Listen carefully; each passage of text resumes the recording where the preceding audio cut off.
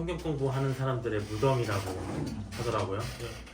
창세기 잘 오고 출애굽기 또 끝에 부분이 좀 힘들었지만 잘 넘어가다가 레위기 들어가서 이제 힘들어서 이제 끝나는 사람들이 많은데 저도 이 1장부터 7장까지 준비를 했습니다. 다 살펴봤는데 현타가 오더라고요. 공부하면서 왜 내가 소, 양 이런 것들을 왜 내가 이렇게 보고 있어야 하는가. 그래서 여러 가지로 공부를 하고 또 표로 이렇게 정리를 해놨거든요. 제가 블로그에도 올렸지만 또 여기 계신 분들은 A4로 나눠드렸지만 나름의 체계가 있었습니다. 이유가 있고. 그래서 그러한 내용들을 우리가 살펴보면서 어떠한 내용들을 우리가 또 복음적으로 해석할 수 있을 것인가 다뤄보도록 하겠습니다. 레위기는 아시다시피 이제 이스라엘 제사장들이 주관하고 또 성도들이 자기의 죄를 위해서 참여하는 제사 예법을 다루고 있습니다. 그러니까 하나님의 백성들이 어떠한 질서에 의해서 하나님이 원하시는 대로 자기를 섬기기를 바라기 원하시는 대로 섬기는 것이 바로 이 레위기라는 거죠. 왜냐하면 하나님은 질서의 하나님이시기 때문에 그렇다. 그래서 우리가 출애굽기 뒷부분에 제사를 위한 성막을 짓고 기물을 어떻게 만들고 이런 하드웨어적인 내용들을 우리가 봤다면 여기서는 이제 그 기물들을 가지고 어떻게 제사를 드리나 방법론적인 어떤 소프트웨어를 공부한다고 볼 수가 있겠죠. 그래서 다양한 제사장 방법들이 이제 구체적으로 설명되어 있습니다. 출애굽기 내용과 좀 겹치는 부분도 있고요. 우리가 제사를 우리가 쭉 이렇게 보면은 종류가 엄청 다양해요. 근데 목적에 따라서 크게 분류를 하면 이제 번제, 화목제, 속죄제, 속건제로 보고 있다. 그러니까 근데 이게 의미가 있더라고요. 깊게 살펴보니까 번제는 우리가 이제 쉽게 알고 있는 제물을 태워드리는 제사입니다. 원죄를 우리가 가지고 있잖아요. 예수님에 의해서 우리의 원죄는 다 사라졌지만 그 당시에 사람들에게도 원죄가 있었습니다. 아담 이후에 사람들이기 때문에. 그래서 매일 이렇게 번제를 드려야 됐습니다. 자기들의 죄를 위해서. 이것은 내가 죄를 짓든 안 짓든 상관없이 드리는 제사죠. 그리고 소제라는 게 있었는데 이건 좀 다른 의미, 죄사함보다는 이제 내가 받는 풍요로움, 어떤 축복, 곡식에 대한 열매 맺음 이런 거에 대해서 감사를 드리는 의미가 크다라고 볼 수 있겠습니다. 근데 속죄제는 좀 달라요. 이제 어떤 우리가 원죄에 대해서 기본적인 우리가 갖고 있는 죄성에 대해서 번제로 드린다면 속죄제는 우리가 어떤 특정하게 행한 죄에 대해서 제사를 드리는 겁니다. 다 알고 있죠. 우리가 원죄가 아니라 일상생활 살아가면서 많은 죄들을 짓잖아요. 그런 죄들에 대해서 제사를 드리는 것이다. 근데 부지 중에 지은 죄만 제사가 허용된다는 겁니다.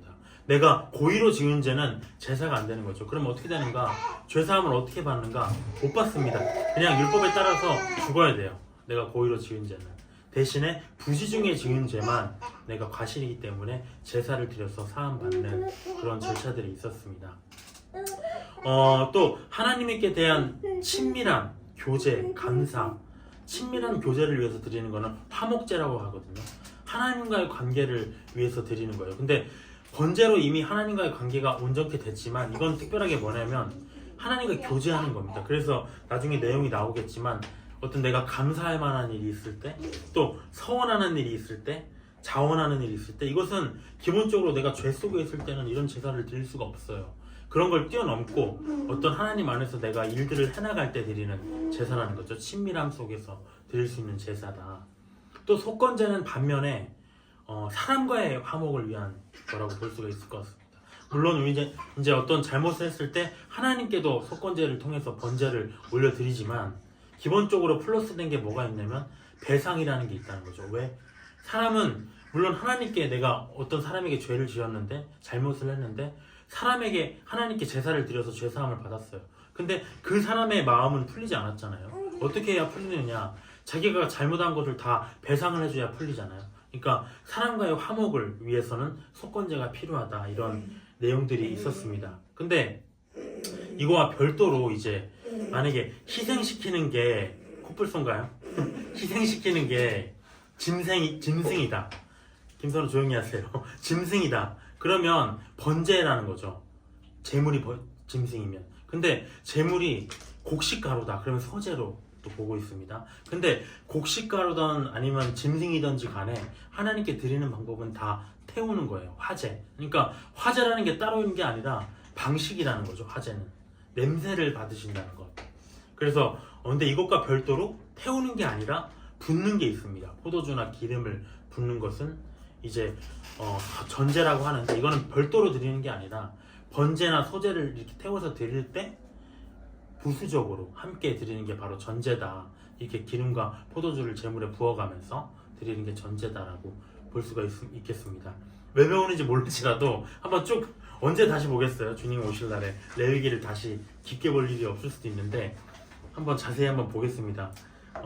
굉장히 내용은 짧아요. 표로 정리했기 때문에 이게 어려운 점이 뭐였냐면 1장에는 번제, 2장에는 소제, 3장에는 속제제 이렇게 차례대로 그냥 다 끝내버리면 좋은데, 번제, 소제는 1장, 2장에 하다가 속제제는 4장에 나옵니다. 화목제는 3장인데 갑자기 속제제에 대한 내용이 5장에도 나오고 6장에도 나와요. 막 이게 섞여 있어. 그러니까 그냥 봐서는 구분이 안 된다는 거죠. 하나씩 한번 봐보겠습니다. 제사, 예물. 제사 예물에 대해서 한번 보도록 하겠습니다. 번제에 대해서 1장에 대한 제사 예물은 무엇이냐? 2절, 10절, 14절에 보면 소, 양, 염소, 새라고 나와 있습니다. 표를 보시면 또 좋아요. 제사 예물이 다 있어요. 그리고 방법은 뭐냐? 제물을 잡아 그리고 피를 제단에 뿌립니다. 그리고 각을 다 떠서 불사른다는 것. 이게 기본적인 절차예요. 이건 어떤 의미가 있느냐? 원죄를 우리가 아까 얘기했는데 예수님의 생명의 희생을 통해서 죄사함을 받게 되었다. 이런 의미가 있겠죠. 기본적인 제사입니다. 근데 주의할 점이 있어요. 뭐냐면 흠이 없어야 됩니다. 첫 번째는 제물에. 그리고 새 같은 경우에는 모이 주머니, 이게 더러운 것을 어떤 품고 있는 그 부위라고 해요. 이런 것들을 제거하라. 그러니까 더러운 건 안 된다. 흠이 있는 건 안 된다는 거죠. 우리가 알 수 있는 복음적 메시지가 뭐가 있을까요? 하나님께 드려지는 제물은 거룩해야 돼 라는 것. 근데 우리가 그렇기 때문에 예수님이 거룩한 제물로 오셨다는 거죠. 죄 없으신, 흠 없으신, 더러운 것이 전혀 없으신 온전한 제물로 오셔서 우리 죄인의 씨가 아니라 하나님의 성령으로 잉태해서 죄 없으신 하나님의 아들께서 우리 죄값을 치르기 위해서 직접 거룩한 제물이 되신 것, 어떤 그런 내용들과 같이 볼 수가 있겠습니다. 2장은 뭐냐면 번제, 소제에 대한 내용이에요. 아까 말했듯이 어떤 죄에 대한 부분보다도 나에게 나를 입히시고 먹이시고 축복하신 거에 대한 감사의 표현으로 내가 거둔 것을 이제 하나님께 드리는 겁니다. 근데 예물을 살펴보면 2절 14절에 이렇게 나와 있는데 곡식을 찧어서 만든 고운 곡식 가루다. 그래서 근데 고운 곡식 가루인데 14절에 보면은 특별하게 1000 이상의 곡식 가루로도 할 수가 있어요. 그러니까 1000 이상이 될 수도 있고 그냥 일반적인 곡식 가루일 수도 있습니다. 근데 이걸 어떻게 그러면 하나님께 드리느냐? 우리가 1절부터 3절까지 보면 곡식가루에다가 기름과 유향을 넣고 그냥 태워서 드리는 경우가 있어요. 일반적으로. 근데 4절에 보면 뭐가 나오냐면 곡식가루를 화덕에 굽습니다. 그래서 무교병을 만들어서 이렇게 하나님께 태워서 드리는 경우가 있고요. 또 5절, 6절에 보면은 곡식가루를 철판에 붙인대요. 어떤 식으로 붙이는지 모르겠어요. 화덕에 굽는 것, 철판에 붙이는 것, 7절에 보면은 냄비에 또 끓인답니다. 그래서 어쨌든지 간에 그런 다양한 조리법으로 해서 나온 결과물을 최종적으로는 불살라버린다는 거예요. 그게 소제의 방법입니다. 근데 주의점이 아까 번제도 주의점이 있었잖아요. 제물이 흠이 없어야 된다. 근데 이 소제에 대해서도 주의점이 나옵니다. 2장 11절에 보면 첫 번째 꿀과 누룩을 넣지 말라고 그래요. 그리고 13절에 보면 소금을 치라고 합니다. 왜 꿀과 누룩을 넣지 않는가? 왜 꿀과 누룩을 넣지 않는가? 부패하지 않기 위해서라는 거죠. 꿀을 넣으면 부패가 된다고 하네요. 꿀을 안 넣으면 안 되는데 누룩을 넣어도 당연히 부패가 되는 건 당연한 거죠.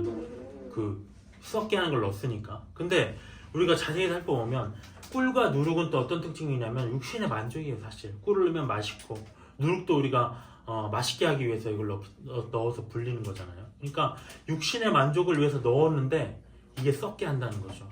우리의 죄의 속성과 같습니다. 그래서 하나님께 드리는 이러한 그 소제물로는 절대 이러한 꿀과 누룩을 넣어서는 안 된다가 첫 번째. 왜? 우리로 보면 죄에 대한 부분을 얘기하고 있는 거죠. 두 번째는 소금을 넣으라고 합니다. 아까는 넣지 말라고 했지만 이번엔 넣어야 돼요. 소금을. 왜? 소금도 마찬가지로 꿀과 누룩과 같이 맛있게 하기 위해서 넣는 거잖아요. 육신의 만족 아닌가? 근데 아니라는 거죠. 꿀과 누룩은 그 맛을 우리가 내는 거예요. 우리의 만족을 위해서. 근데 소금이라는 건 넣으면 어떻게 되냐면 내 맛을 내는 게 아니라 다른 음식의 맛을 돋구어 준다는 거죠. 짠맛만 먹으면 우리가 음식을 왜 먹습니까? 근데 그걸 짜고 다른 음식들과 어우러지게 하기 위해서 소금을 넣는 거잖아요. 그러니까 육신의 만족인 꿀과 누룩과는 좀 차이가 있다. 근데 소금을 넣었을 때 꿀과 누룩은 썩게 하는데 소금은 썩지 않게 한다는 거죠. 다릅니다. 그러니까 소금은 넣어야 되고요. 꿀과 누룩은 넣지 않아야 된다라고 하는 것. 아까 우리가 복음적 메시지를 봤지만 여기도 마찬가지. 아까는 재물이 흠이 없어야 된다면, 예수님께서 거룩하신 흠없는 재물이 되셨다면, 여기서는 무엇이냐? 하나님께 예배 드리는 자에 대한 자세라는 것. 죄가 없어야 된다. 하나님께 예배 드릴 때는 꿀과 누룩이 없어야 되고요. 소금과 같은 역할로서 나아가야 될 뿐이지 죄가 없어야 된다. 부패해서는 안 된다. 라는 얘기를 우리가 도출할 수 있을 것 같아요. 3절에 보면 세 번째는 이제 뭐냐면 화목제에 대한 내용입니다. 화목제는 어떤 내용이냐면 하나님께 대한 감사, 친밀한 교제, 이런 화목을 위해서라고 우리가 방금 배웠습니다. 죄에 대한 내용이 아니라요. 그래서 우리가 늘 화목제를 드렸으면 좋겠어요. 화목제사. 어떤 맨날 번제와 어떤 죄에 대해서 드리는 게 아니라 하나님께 늘 고하고 하나님과 상담하고 친밀의 제사를 드리는 거죠. 근데 이 예물은 뭐냐면 첫 번째로 1절, 6절, 12절에 보면 소나 양과 염소로 지어라 라고 얘기를 하고 있습니다. 소나 양과 염소로 지어라 라고 얘기를 하고 있어요. 새는 없어요. 새는. 우리가 번제 같은 경우에는 가난한 사람들은 새를 가져와서 할 수 있는데 화목제는 새로 안 돼요. 왜냐? 네가 감사를 드리는데 서원하는데 자원해서 네가 하나님께 뭔가를 하겠다는데 형편없는 거를 가져와야 되겠느냐? 정말 그거밖에 드릴 수 없느냐? 이런 의미가 또 있을 수 있겠죠. 근데 이 제사 방법은 뭐냐면 제물을 잡아서 제단에 피를 뿌리고 아까는 각을 떴는데 이거는 그냥 불사릅니다. 피를 뿌리는 거는 번제나 화목제나 똑같아요. 똑같이 피를 뿌립니다. 근데 우리가 번제가 예수님께서 직접 자기 피로 죄사함을 주셨다면 자기의 거룩하신 힘없는 몸으로 생축으로 우리에게 죄사함을 주셨음을 의미한다면 더 나아간다는 거죠. 화목제는 그 피로 죄사함뿐만 아니라 화목한 관계를 누리는 것. 관점이 좀 다르잖아요. 그냥 내가 죄사함을 받아서 그래 나는 이제 죄사함을 받았어가 그치는 게 아니라 하나님과 적극적으로 화목한 관계를 누리는 것. 다 예수님의 피로 말미암는 거지만 번제와 화목제는 좀 다른 의미가 있다라고 볼 수가 있겠습니다. 근데 7장에 보면 이제 화목제를 드리는 유형이 나와요. 조금 다른 내용들이 나옵니다. 뭐냐면 화목제를 언제 드리는가? 우리가 번제나 소제 같은 경우에는 소제는 감사할 때 드리는 거고요. 번제는 매일 드리도록 이렇게 되어 있잖아요. 근데 이 화목제는 그러면 언제 드릴 수 있는가? 라는 거죠. 12절, 15절에 보면 이렇게 나와 있습니다. 표안에도 있는데요. 7장 12절, 15절에 보면 어떠한 일로 감사를 드릴 때죠. 지금으로 말하면 감사원금이겠죠. 16절, 18절에 보면 하나님께서 반드시 이건 이루어져야 됩니다 하고 서원을 할 때라는 거죠. 서원, 이 재물 드리니까 제가 하나님께서 꼭 내 소원을 이루어 주십시오. 그리고 16절, 18절에는 그 뒤에는 이제 뭐라고 돼 있냐면 38절까지는 뭐라고 돼 있냐면 하나님께 자원하는 마음으로 드리고 싶을 때다. 하나님께 자원하는 마음으로 내가 드리고 싶을 때 그냥 이유가 없어요. 그냥 내가 감동을 받아서 이거 하나님께 드리고 싶습니다 라고 고백하면서 드린다는 거죠. 그때 화목제를 드리는 겁니다. 근데 아까도 봤듯이 주의점이 또 이것도 있어요. 주의할 점. 화목제를 드릴 때 화목제를 드리고 남은 것은 제사장이 이렇게 취하도록 돼 있거든요. 근데 제사장이 취하는데 제사장이 먹어서는 안 될 때가 있다는 거죠. 어떠한 때는 먹어서는 안 되는가? 왜냐면 하나님께 그 성도들이 화목제를 드렸지만 그냥 태우는 게 아니라 일부는 제사장들이 먹도록 했는데 이럴 때는 먹어서는 안 된다 이렇게 규정해 놓은 게 있다는 거죠. 19절부터 21절까지는 어떤 내용이냐면 7장입니다. 여기도 나와 있지만 부정한 고기, 부정한 잔은 먹으면 안 된다. 부정하게 돼버렸어요. 이 고기가 어떠한 사유로서 율법에 어긋난 절차대로 해서 부정하게 고기가 부정한 고기가 돼버렸다. 어떤 시체에 닿았다거나 뭔가 절차대로 율법대로 잡지 않았다거나 부정한 고기 먹지 말아야 된다. 제사장이라도. 또 두 번째는 뭐냐면 부정한 자. 내가 그 부정한 고기에 손이 닿았어. 아니면 내 자신이 부정하게 돼버렸어. 그때는 먹지 말라는 겁니다. 고기 자체가 아니면 그걸 먹는 사람이 부정하면 먹지 말라. 그러니까 우리가 이 모습을 지금 보면 어떨까요? 재물의 일부를 우리가 취하는 제사장의 모습입니다. 성도들이 헌금으로 살아가는 사역자들이잖아요. 근데 부정한 고기 먹으면 안 된다라는 건 뭔가요? 사역자가 더러운 출처의 돈을 받을 수 없다는 거죠. 내가 강도지 돼가지고 당신께 감사 예물 드리겠습니다 해서 하나님께 바친 재물을 그거를 사역자가 먹는다? 먹을 수 없다는 거죠. 그거는 왜냐면 죄의 출처이기 때문에 더러운 돈이기 때문에. 또 부정한 자가 먹지 말라는 건 뭐냐? 많은 의미가 있는 것 같아요. 왜 제사장이 부정하게 됐나? 그걸 먹는 사람이 부정하니까 그때는 먹지 말라는 거거든요. 왜 제사장이 부정하게 되지? 그러니까 이거는 내 자신이 더러우면, 사역자가 더러우면, 재물을 내가 탐하는 상태면 그걸 받지 말라는 겁니다. 근데 그게 쉽지 않겠죠. 물론 내가 부정한 자가 됐는지 스스로 알 수 있을까요? 근데 잘 자기를 돌이켜보고 내가 이 재물을 그냥 감사함으로 받는 게 아니라 돈 더 벌어야 되는데 이런 마음으로는 이렇게 받으면 안 된다 라고 규정이 된 거라고 얘기를 하고 있습니다. 또 두 번째 이제 경고는 뭐냐면 제사장이 취할 때 경고는 뭐냐면 22절부터 27절까지 나와 있는데요. 기름과 피는 먹지 말라 이렇게 돼 있어요. 기름과 피. 왜냐? 기름이라는 거는 힘을 상징한다고 합니다. 기름을 먹어야 우리가 힘이 나듯이 고기를 먹어야 힘을 나듯이 기름에서 힘의 근원이 난다는 거죠. 사역자가 자기 능력을 의지해서는 안 되는데 하나님의 능력을 의지해야 되는데 기름을 먹다 보면은 자기 능력을 의지하는 것과 같다는 거죠. 그런 의미가 있습니다. 또 피를 먹지 말라라고 얘기하십니다. 이건 너무나 잘 알고 있죠. 첫 번째로 우리에게 다가오는 메시지는 예수님의 피는 생명이잖아요. 속죄의 의미가 있고 거룩하게 이 제사를 위해 구별된 것인데 그건 먹어서는 안 된다. 하나님의 영역에 속한 것인데 제사장이 먹어서는 안 된다. 거룩해야 된다. 어떤 구별적인 의미가 있는 거죠. 그러니까 이거는 이제 제사장이 취하는 데 문제니까 어떤 사역자의 자세에 대해서 좀 더 얘기하는 거라고 볼 수가 있을 것 같습니다.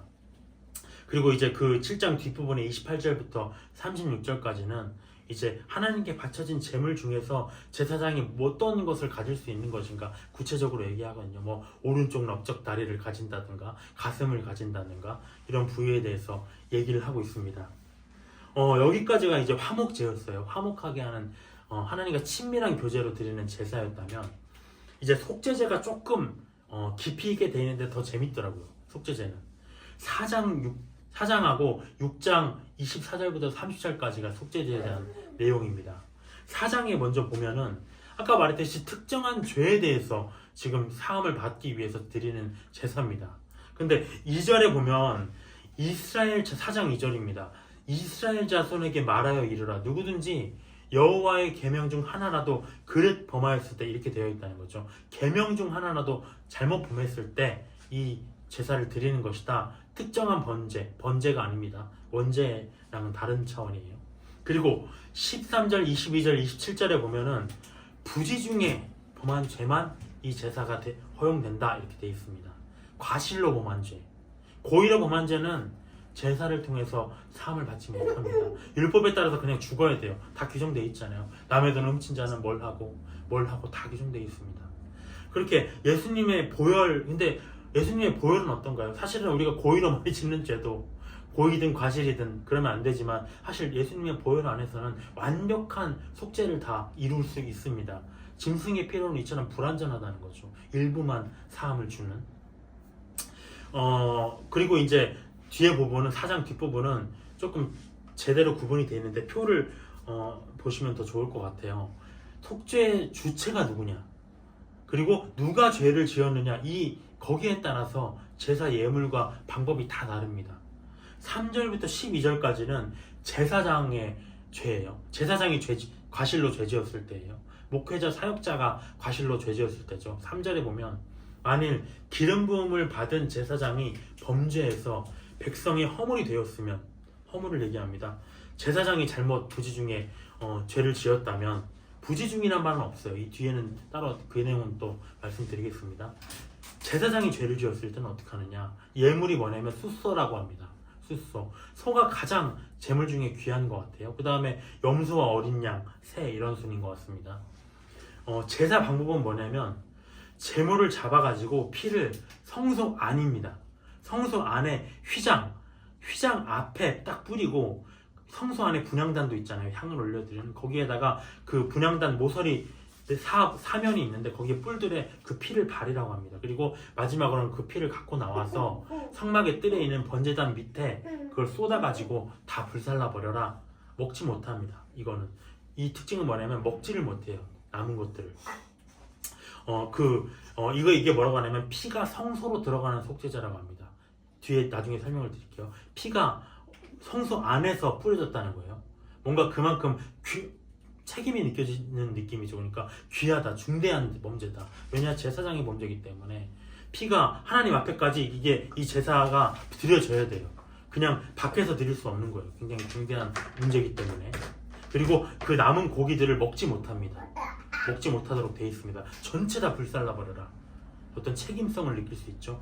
두 번째는 뭐냐면 13절부터 21절까지는 온 회중의 죄입니다. 13절에 보면 만일 이스라엘 온 회중이 여호와의 계명 중 하나라도 부지 중에 범하여 허물이 있을 때 이 제사를 드린다고 합니다. 그러니까 이거는 개인의 죄가 아니라 교회 공동체의 죄예요. 교회가 전체적으로 타락을 했다거나 교회가 어떤 우상을 받아들였다거나 이런 부분의 공동체의 문제들. 근데 이것도 마찬가지로 그 제사장의 예법과 똑같습니다.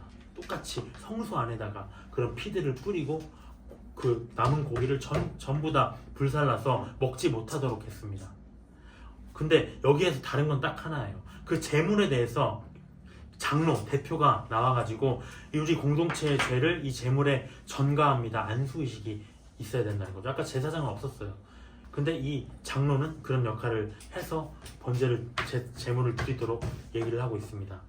근데 여기까지는 피가 성소로 들어가는 속죄제라고 해요. 중대하기 때문에. 근데 22절부터 26절까지는 족장의 문제입니다. 지금으로 족장은 뭔지 모르겠어요. 아마 뭐 가정 집사 이 정도로 우리가 볼 수가 있겠죠. 22절에 보면 만일 족장이 그의 하나님 여호와의 계명 중 하나라도 범하면, 이렇게 되어 있습니다. 이때는 제 예물을 뭘로 하냐면 순염소로 합니다. 아까 제사장이나 온 회중은 숫소로 한다고 했는데 여기서는 순염소예요. 근데 여기서부터는 피가 성소로 들어가지 않는 속죄제입니다. 어떻게 하냐면 제물을 잡아서 그 피가 나오면 피를 성소 밖에, 성막들, 아까 번제단 모서리 그 뿔들에 바르는 거예요. 성막 밖에 있는 그 번제단, 그 제물들을 손질하는 거기에 모서리 뿔들에 피를 바르고 그 번제단 밑에 피를 그냥 쏟으라고 합니다. 휘장 안에 들어가지 않죠. 성소 안에 들어가지 않죠. 그래서 이것은 먹을 수가 있습니다. 일부만 불사르라고 해요. 고기를. 왜? 어떤 우리가 공동체의 죄나 제사장의 죄보다는 뭔가 책임성을 가볍게 좀 더 느껴지는 그런 의미가 있죠. 근데 여기서도 마찬가지로 아까 장로가 그 공동체의 죄를 제물에 안수한 것처럼 족장이 자기의 죄를 그 제물에 안수하는 의식이 포함되어 있습니다. 그리고 27절부터 35절까지는 제일 평민이라고 되어 있어요. 평민. 여기는 계급이 있었으니까 교회 성도군요. 일반 성도겠죠. 그냥 27절에 만일 평민의 한 사람이 여호와의 계명 중에 하나라도 범하면, 이렇게 되어 있습니다. 이때는 순염소가 아니라 암염소, 어린 양. 그러니까 어린 양이 가장 낮은 제물인 것 같아요. 그래서 근데 이제 5장에 보면 5장 7절하고 11절에 보면 암염소나 어린 양도 못 드리냐 네가? 그러면 형편이 어려우면 비둘기로 드려라. 비둘기도 안 돼? 그러면 곡식 가루로 드려라. 어쩔 수 없이. 이렇게 점점점 내려갑니다. 근데 우리가 출애굽기에서 배웠지만 34장 20절에 보면 빈손으로 올 생각하지 마라, 이렇게 합니다. 정말 네가 정말 곡식 가루조차 뭐 드릴 게 없느냐? 라고 얘기하는 거죠. 이건 돈의 문제가 아니라는 겁니다. 마음의 문제다. 또 근데 아까 우리가 족장과 평민의 죄는 피가 성소로 들어가지 않는 속죄자라고 했어요. 마찬가지로 평민이 자기 죄를 제물에 이렇게 안수하고 들여보내야 됩니다. 근데 이것도 마찬가지로 그 피를 잡아서 성소 밖에다가 번제단 주위에 바르고 뿌리고 그냥 끝난다는 것. 성소 안에 들어가지 않습니다. 그래서 우리가 쭉 여기서 봤는데 좀 정리를 해보면 예물이 차이가 나잖아요. 지금 수컷과 암컷 이렇게 차이 나고요. 소, 염소, 양 이렇게 차이가 납니다. 그리고 제사 방법도 피를 성소 안으로 들어가는 것과 들어가지 않는 게 있다는 거죠. 평빈과 어떤 족장의 죄랑 어떤 교회 공동체와 그 다음에 리더의 죄, 제사장의 죄는 다르다라고 우리가 알 수 있겠고요. 근데 13절, 22절, 27절에서 온 회중, 교회 공동체나 뭐 족장이나 백성들의 죄사함은 부지중의 죄만 사한다 이렇게 돼 있어요. 부지중이라고 굳이 나와 있습니다. 근데 3절에 보면 제사장의 죄에서는 그런 얘기가 없어요. 그냥 죄를 사한다, 어떤 죄든지 이렇게 돼 있어요. 그러면 우리가 뭐야, 이 제사장은 과실뿐만 아니라 고의로 범한 죄도 그러면은 사함을 받는 건가? 이렇게 해석이 될 수 있다는 거죠. 근데 이런 내용에 대한 해석은 좀 분분하더라고요. 근데 뭐 저는 개인적으로 그렇게 생각해요. 만약에 죄사함을 주는 역할이잖아요, 제사장이. 근데 제사장들도 사람이기 때문에 여러 가지 죄를 지을 텐데 죄 지을 때마다 다 죽여버리면 그럼 누가 백성들을 위해서 죄사함을 줍니까? 조금 더 간대하게 어떤 하나님이 배려하신 건 아닌가 이런 생각을 좀 해보게 됩니다. 6장 이제 24절부터 30절에 보면 뭐라고 되어 있냐면 좀 뒤로 넘어왔죠. 그러니까 이렇게 속죄제를 잘 드렸어요. 아까 마찬가지로 화목제도 제사를 드리고 남은 고기를 이제 제사장이 먹게 되어 있습니다. 취하게 되어 있습니다. 여기도 속죄제도 마찬가지로 드리고 남은 것은 제사장이 취하도록 되어 있었어요. 물론 근데 26절에 보면은 주의점이 있습니다. 주의점 6장 26절에 보면 첫 번째 뭐냐면 성소 안에서만 먹어라. 그리고 27절 28절에 보면 제물의 피가 그 피가 옷에 묻으면 성소 안에서 빨아라 이렇게 되어 있어요. 왜 성소 밖에 아니고 성소 안에서 해결을 해야 되는 것인가? 왜냐면 이건 원래 죄라는 거죠. 원래 죄인데 원래 그냥 처벌받아야 되고 하나님 앞에 죄인데 너희가 성소 안에서 교회 안에서 죄사함을 받고 하나님께 제사를 드렸기 때문에 사함받은 거야. 근데 이걸 가지고 밖에 나가서 먹는다? 교회 밖에 나가서 이 죄의 제물들을 가지고 먹는다? 또 밖에 나가서 그 제물의 더러운 피가 속죄한 제물의 피가 그 담긴 것 옷을 빤다? 이런 거는 허용되지 않는다는 거죠. 죄는 교회 안에서만 죄사함을 받을 수 있다 이렇게 얘기할 수 있습니다. 또 30절에 보면 세 번째 주의점은 뭐냐면 피가 성소로 들어간 것. 아까 우리가 두 가지 유형이 있다 했잖아요. 피가 성소로 들어간 게 있고 성소로 들어가지 못한 게 있는데 취하로 들어가 버린 것은 그 고기는 들어가지 않았지만 그거 먹지 못한다. 왜냐면 피만 드렸지만 그 고기까지 전체 모든 재물이 하나님이 다 취해버리신 거예요. 그건 피가 생명이 들어가 버렸기 때문에. 그래서 그것들은 고기를 제사장들이 취하지 못한다. 온전히 하나님께 드려야 된다. 하나님의 재물이기 때문에 이렇게 얘기를 할 수가 있겠습니다.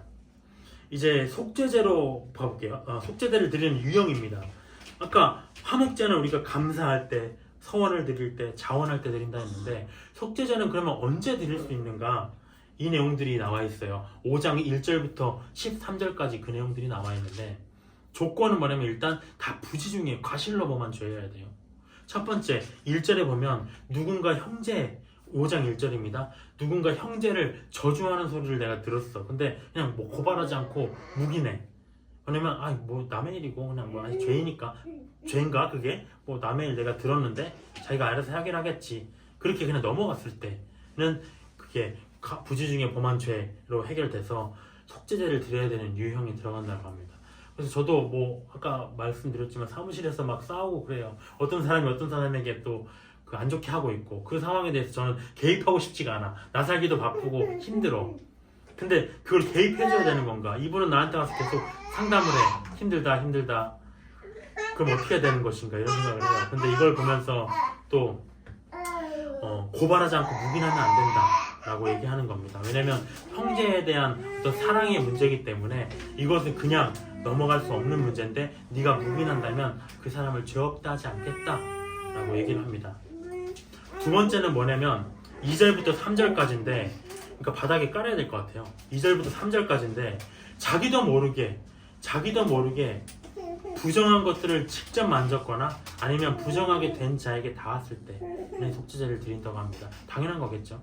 그 다음에 4절에 보면 나도 모르게 자기도 모르게 선한 일이든 악한 일이든 맹세했을 때라고 합니다.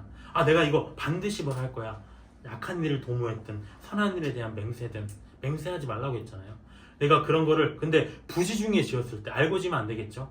근데 내가 말하다가 어떻게 나왔어. 그러면 이 속죄제를 드려야 된다는 거죠. 꼭 드려야 됩니다. 그래서 이런 세 가지 유형에 해당되는 경우에는 5절에 보면 내가 이러한 일로 잘못했습니다. 입으로 꼭 자복해라 이런 절차가 있어요. 자복해라. 속죄에 있어서는 회개에 있어서는 자복이 중요하다는 거죠. 말로. 근데 사람에게 한다기보다도 우리가 기도할 때 저도 그런 것 같아요. 그냥 마음속으로만 곱씹는 게 아니라 실제 내가 기도하면서 입으로 그걸 뱉었을 때 무게감은 전혀 다르거든요. 그러니까 자복을 해야 된다. 반드시 분명하게 이런 내용이 또 담겨져 있습니다. 여기까지가 이제 어떤 과실의 죄에 대한 죄사함이었다면 이제 마지막으로 속건제예요. 속건제 7장 1절부터 10절까지 나와 있는데요. 첫 번째는 제사 예물입니다. 1절, 6절, 12절에 보면 소와 양과 염소로 드리라고 해요. 소와 양과 염소. 이것도 마찬가지로 지금 새가 없어요. 새는 없습니다. 제사 방법은 뭐냐면 제물을 잡아서 아까 우리가 번제나 화목제 방식과 똑같습니다. 잡아서 피를 제단에 뿌리고 불살르는 형태예요. 근데 플러스로 뭐가 있느냐? 사람께는 그렇게 드렸는데 문제는 뭐냐면 사람과 지금 화목을 해야 되기 때문에 네가 과실로 뭔가를 문제 삼은 것, 과실로 어떤 발생시킨 것 문제들 그거 배상해야 된다. 어떻게? 본래 물건은 당연히 줘야 되고 5분의 1, 20%를 더해가지고 배상을 해야 된다. 이 절차가 추가로 돼 있는 겁니다. 그래서 이거는 이제 뭐 제사치 주의점은 따로 안 나와 있어요. 근데 유형이 있다는 거죠. 언제 이 속건제를 드려야 되는가? 그게 이제 5장 14절에 보면 나와 있는데 아까 말했듯이 제사만 드리는 게 아니라 하나님께 회개하는 것만 아니라 사람에게도 보상을 해야 된다. 왜냐면 회개만으로 화평이 하나님께는 되지만 사람과는 화평하려면 어떤 그런 잘못들을 우리가 풀어줘야 되니까요. 마음을 풀어줘야 되니까요. 속건제를 드리는 유형 5장 14절 19절에 보면 첫 번째는 뭐냐면 나도 모르게 여호와의 성물에 범죄했을 때입니다. 내가 교회에 나왔는데 교회 기물이 내게 부서졌어. 그럼 내가 앉아가지고 하나님 죄송합니다 하고 가면 되겠어요? 그 예배를 드려야 되잖아요. 거기 제사 드리는 상막에도 많은 기물들이 있었을 건데 내가 그걸 부셨어. 어쨌든 과실로 잘못했어. 그러면 그걸 변상하고 가야지 누가 그거를 그러면 다시 고치냐는 거죠. 그래서 회개로 고칠 문제가 아니다. 이거는 다시 분명히 배상을 해야 된다라는 것. 그리고 왜 추가금을 받느냐? 경각심을 가지라는 거죠. 이 하나님의 교회에서 예배드리는 공간에서 그걸 함부로 그렇게 성물에 대해서 그게 잘못 그렇게 대하면 안 된다라는 것이죠. 첫 번째 그 유형이고요. 두 번째는 뭐냐면 6장 1절부터 7절까지 나와 있는데요. 좀 정리를 해보자면 2절에 보면 이제 죄예요. 죄에 대한 문제.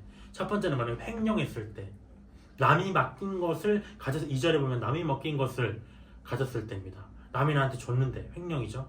그리고 두 번째는 남의 것을 그냥 훔친 거예요. 절도죠. 절도. 그리고 세 번째는 뭐냐면 공갈입니다. 착취했다고 돼 있잖아요. 이거는 갈취라고 우리가 보는데 물력 행사를 해가지고 내가 협박, 강압해서 강제로 빼앗는 거죠.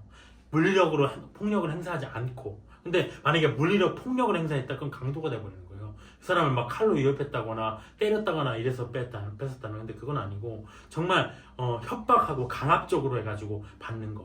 그것만 해당이 됩니다. 그래서 횡령, 절도, 공갈 또 뭐가 있냐면 3절에 보면 남이 잃어버린 물건을 가졌을 때 이건 뭐냐면 횡령하고 달라요. 횡령은 남이 맡긴 걸 그냥 가진 거지만 이건 남이 그냥 잃어버린 거를 내가 가진 겁니다. 정말 우리 형법 체계랑 똑같아요. 점유이탈물 횡령이라고 있거든요. 똑같아 이것도. 그래서 이러한 내용이 있을 때 하나님께 속건제를 드려야 된다라고 얘기가 돼 있습니다. 또 배상을 해야 된다 이렇게 돼 있습니다. 근데 우리가 전에 출애굽기 22장에서도 이 재산상의 배상의 문제에 대해서 봤어요. 근데 좀 달라요. 뭐냐면 출애굽기 22장에서는 사람과 사람 사이에 어떠한 절도나 이런 것들이 있을 때, 가축이 훼손이 됐을 때 피해를 복구해줘야 된다. 그래서 2배, 뭐 5배, 네가 그 원물을 가지고 있으면 뭐 조금 주고 원물이 없으면 뭐 5배를 배상하고 이런 내용들이 규정이 돼 있습니다. 그리고 끝나요. 근데 더 이상 뭐 형벌에 대해서는 얘기를 안 해요. 근데 이 레위기 6장은 뭐냐면 사람과 사람 사이의 피해 복구도 물론 있죠. 근데 속이고 부인하고 거짓 맹세하는 게 나온다는 거죠. 이런 비도덕적 행위가 하나님께도 회개해야 된다 이거. 또 의도적으로 이렇게. 근데 우리가 얘기한 거는 뭐냐면 이것은 의도적이긴 하지만, 그러니까 의도적이라는 말이 아니에요. 그러니까 비도덕적 행위라는 거죠. 내가 이거 속이고 내가 이거도 남한테 훔친 거지 했는데 아니에요 이렇게 부인하고. 근데 그거를 자기도 모르게 했다는 거죠. 이거 분명한 거는 자기도 모르게 하는 겁니다. 자기도 모르게. 그러니까 이걸 어떻게 아느냐. 그래서 판사가 있는 거예요. 우리나라도 마찬가지지만 똑같은 상황을 가지고 저 사람이 어떻게 판단했을 것인가, 그거 자유심증주의라고 하거든요. 판사가 맘이에요. 판사가 이 사람은 똑같은 사안에 대해서 저 사람 마음의 의도가 저게 아니야. 그래서 우리가 반성문 쓰잖아요. 뭐 잘못했을 때. 왜냐면 그게 판사 마음을 바꾸려고 그런 거예요. 그러니까 여기도 마찬가지로 이게 고의다? 그러면 아까 출애굽기에 나온 내용으로 가겠죠. 5배를 배상해라. 너 고의잖아. 이렇게 가겠지만 이 사람 봤는데 이거 고의는 아니네. 근데 뭔가 속이고 비도덕적 행위를 했어.